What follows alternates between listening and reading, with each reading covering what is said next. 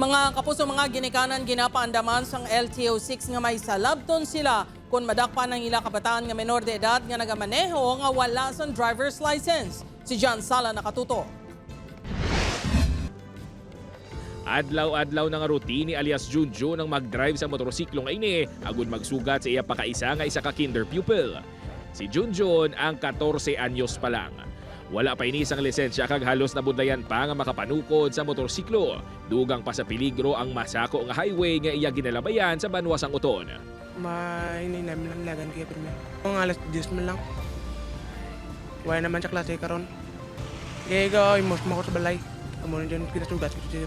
Hindi na bago ang ini mga hitabo bagod badamo ng mga minor de edad nga nagamaneho sang motor o kung salakyan nga wala sang kaupod nga legal age nga may driver's license. Suno sa LTO-6 may atubangon nga penalidad ng mga ginikanan o kung guardian sa mga minor de edad nga madakpan nga nagamaneho sang salakyan o kung motorsiklo.